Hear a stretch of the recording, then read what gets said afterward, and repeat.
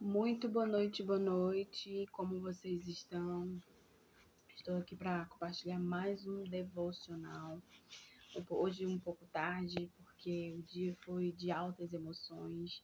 Meu pai fez uma cirurgia hoje, então assim, foi muito corrido, mas graças a Deus deu tudo certo. A cirurgia foi um sucesso. E agora é orar, né, para que Deus também venha dar uma boa recuperação para ele, tá bom? E já peço a oração de vocês aqui também. Já peço também que compartilhe esse vídeo, porque nós estamos chegando ao final do nosso devocional. Estamos chegando aí ao final dessa jornada, né? Já caminhamos muita coisa até aqui. Eu acredito que Deus também já falou muita coisa com vocês, já trouxe direção, já trouxe resposta. E até o final desses 12 dias ele aí vai continuar trazendo essa direção para as nossas vidas, para que a gente permaneça, para que a gente confie, apesar das circunstâncias, e sabendo que Ele tem o controle de todas as coisas, amém? Então vamos começar apresentando esse momento, para que o Senhor venha visitar, né, a minha vida, a vida de vocês, a vida de cada pessoa que vai passar ainda por esse devocional, por esses dias. Pai, no nome de Jesus, Espírito Santo de Deus, seja bem-vindo aqui. Te agradecemos, Pai, pelo dia, pela semana, por esses dias que o Senhor está nos fortalecendo, nos direcionando e sendo resposta para tudo aquilo que gerava dúvida, para tudo aquilo que gerava medo e insegurança, Pai. Cremos em Ti, cremos que o Senhor tem o controle de todas as coisas. Nós confiamos, Senhor, na Tua palavra, nós confiamos em Ti, no Teu direcionamento. Estamos aqui abertos para ouvir, para receber, para permitir ser sondada pelo Senhor, pela Tua palavra, pelo Teu Espírito Santo. Fica conosco, tire toda e qualquer distração da mente, distração, Senhor, de pensamentos que nos levam a devagar e a sair, Senhor, a desconectar desse momento que o Senhor tem preparado, que o Senhor preparou para aquilo que vai ser estabelecido nas nossas vidas, não somente nesses 12 dias, mas nesses 12 meses e nos próximos 12 anos da nossa vida, nós consagramos a Ti. Que seja um tempo, Pai, de alinhamento, de concordância, de unidade, de amor, de equilíbrio, de poder, que seja um tempo, Pai, de discernimento espiritual. No nome de Jesus, amém, amém e amém. Então, vamos aqui, a leitura de hoje tá lá, deixa eu pegar aqui, tá lá em Oséias, capítulo 13, que diz o seguinte, o verso 1, né? A ira do Senhor contra Israel. Quando a tribo de Efraim falava, o povo tremia de medo, pois essa tribo era importante em Israel, mas pecaram ao adorar Baal. E com isso selaram sua destruição. Agora continuam a pecar ao fazer ídolos de prata, imagens modeladas por mãos humanas. Ofereçam-lhe sacrifícios, eles dizem. Beije os ídolos em forma de bezerro, por isso desaparecerão como neblina da manhã, como orvalho à luz do sol, como a palha soprada pelo vento, como a fumaça que sai pela chaminé. Verso 4. Eu sou o Senhor, seu Deus, que tirou do Egito. Vocês não conheceram outro Deus além de mim, pois não existe outro Salvador. Cuidei de vocês no deserto, naquela terra seca e sedenta. Mas depois que comeram e se saciaram, ficaram orgulhosos e esqueceram de mim. Eita. Lembra que no devocional anterior eu falei sobre que o problema não está em a gente errar, em a gente falhar, mas o problema está em nós não reconhecermos quem nos sustentou quando nós falhamos, quem estava conosco quando a gente estava sozinha, quando a gente não tinha ninguém, quando a gente estava passando por desafios, quando a gente estava passando por dificuldades, quando a gente estava passando por traições, humilhações. Então, muitas das vezes o problema não está em você errar, não está em você falhar, porque isso vai acontecer, mas está em não reconhecer quem te sustentou em toda e qualquer jornada, tá bom? E o tema de hoje fala sobre a maturidade que agrada a Deus. E essa maturidade que agrada a Deus ainda é depender dele. Porque no início, como a palavra mesmo trouxe, né? Efraim exaltava, Efraim era abundante, Efraim, ele tinha um temor às coisas de Deus. Mas só que, conforme a conquista, conforme o crescimento, conforme a maturidade, conforme ele ia avançando e se desenvolvendo, ele começou a dar espaço no coração dele para a autossuficiência. É a mesma coisa que Deus falasse, deixa eu te mostrar como é que faz. E você fala, não, eu já sei. Deixa eu te ensinar como ora. Não, eu sei orar. Deixa eu te ensinar como jejua. Não, eu já sei jejuar. Né? E isso não é somente nesse relacionamento com Deus, mas é com outras situações. Às vezes vai ser necessário, em alguns momentos, a gente sentar na cadeira do aluno. E essa cadeira do aluno significa que mesmo que você conheça esse conteúdo, se permita ser ensinada por ele, né, através de outra pessoa, com outra história, com outra metodologia, né, com outra dinâmica, porque às vezes aquilo que aquela pessoa vai te ensinar, de um conhecimento que você já sabe, mas a forma dela de conduzir, de ensinar, de trazer as histórias dela, vai fazer com que você tenha insights, com que você aprenda a fazer aquela mesma situação, aquele mesmo conteúdo, só que de uma forma diferente, acrescentando, dando um toque de dinamismo a mais, mudando coisas que talvez não se encaixem. Só que o que nos impede muitas das vezes de sentar nessa cadeira do aluno é a autossuficiência, de saber que você já sabe, de saber que você já entende, de saber que você já tem conteúdo.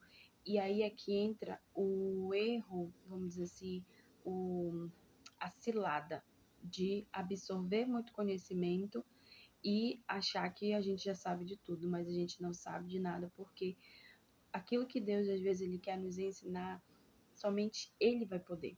E se eu tiver me sentindo, me achando autossuficiente, eu não vou dar espaço para o que Ele quer fazer, para aquilo que Ele quer ensinar, para aquilo que Ele vai me direcionar, porque eu já sei. Então, se eu já sei tudo, eu não preciso de Deus. E se eu não preciso dele, eu sou autossuficiente. E se eu sou autossuficiente, eu acabo me tornando orgulhosa. E Deus, ele se opõe aos orgulhosos, tá bom?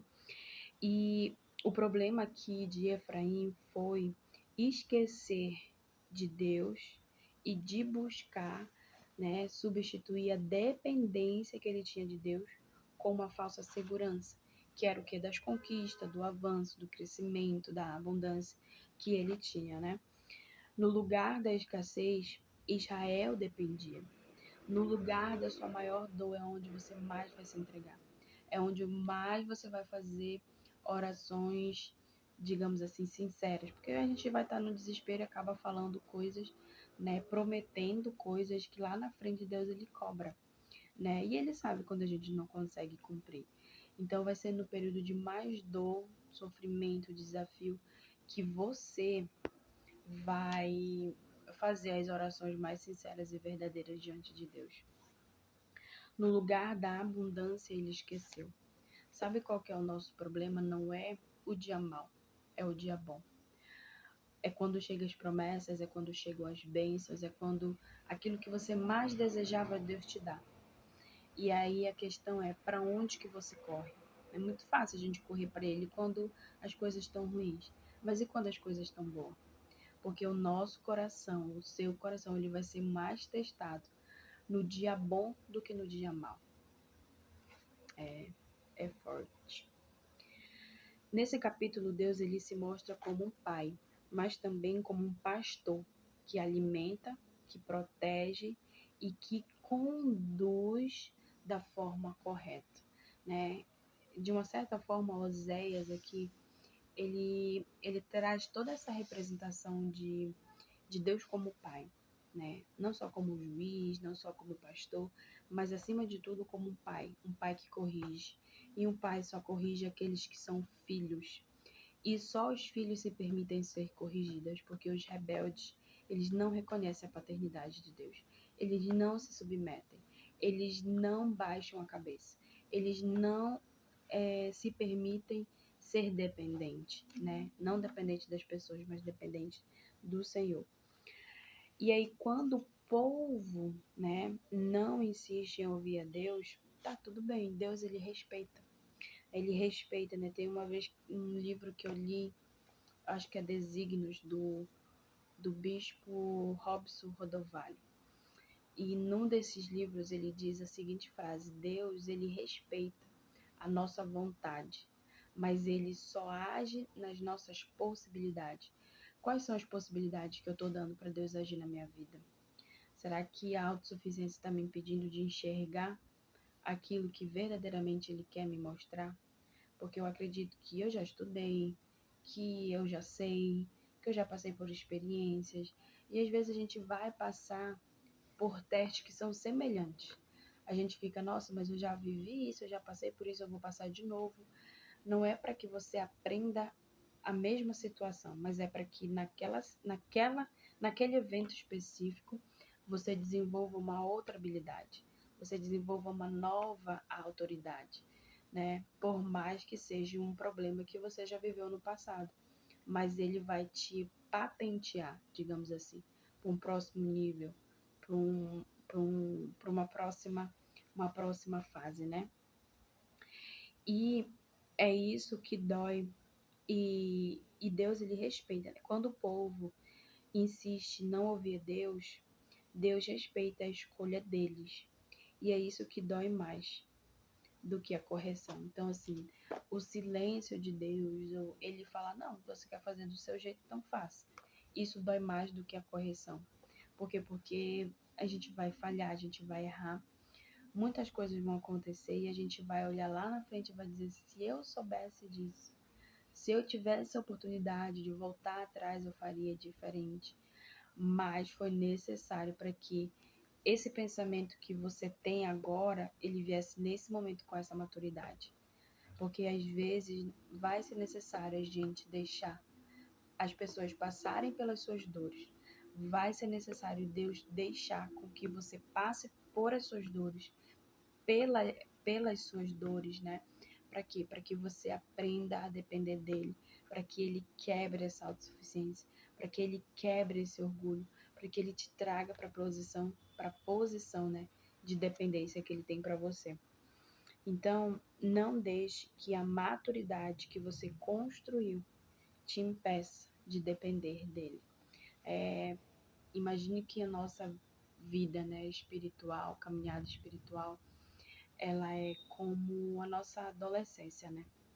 A gente chega naquela fase da pré-adolescência que é muito difícil, a gente quer fazer as coisas do nosso jeito, que a gente quer impor as nossas vontades, e aí a gente fica, nossa, quando eu tiver 18 anos eu vou fazer isso, isso, isso, isso, isso. Só que a gente sabe, né, que todo esse desejo é porque você quer ter autonomia. E aí, na caminhada espiritual, né, nessa caminhada com Deus, é exatamente assim. Às vezes a gente acha que por já ter anos, por já ter vivido várias experiências, por já ter passado por muitas situações, a gente acredita que a gente já é maduro espiritualmente o suficiente para caminhar sem precisar depender de Deus.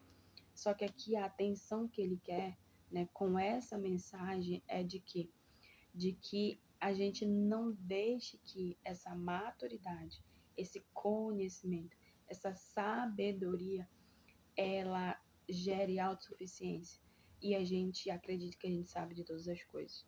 Porque Eclesiastes diz, né, que quando não, Salomão ele escreve que ele dedicou a vida dele a buscar entender e compreender a sabedoria. E quando ele fez isso, o que acabou acontecendo? Ele adoeceu. Por quê? Porque ele buscou muito a sabedoria humana e deixou de lado a sabedoria espiritual, que foi a que Deus deu a ele, né? Agora, a partir do momento que você busca entender e compreender essa sabedoria espiritual, vai te dar discernimento, inteligência, entendimento para responder ou corresponder à sabedoria humana. Mas só que para isso a gente tem que reconhecer, né, que a nossa maturidade ela passa por depender, né? Depender de Deus, ficar em silêncio, aprender a descansar nele, aprender a confiar nele. Então, à medida que você vai dando esses passos, né, você vai recebendo uma autorização, uma permissão para avançar. Mas entenda que para cada nível, para cada fase que você avança com Deus, o desafio ele é maior. E aí o nosso desafio sempre vai ser permanecer com o posicionamento. Se você decidiu aceitar Jesus, o seu posicionamento, seu maior desafio vai ser permanecer nessa decisão.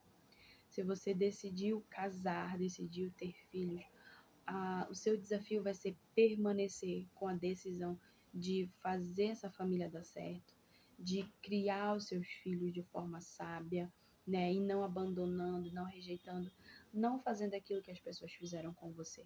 Então entenda que nessa jornada, o nosso desafio vai ser em permanecer com o nosso posicionamento. Por isso que esse alinhamento durante esses 12 dias ele é fundamental para quê?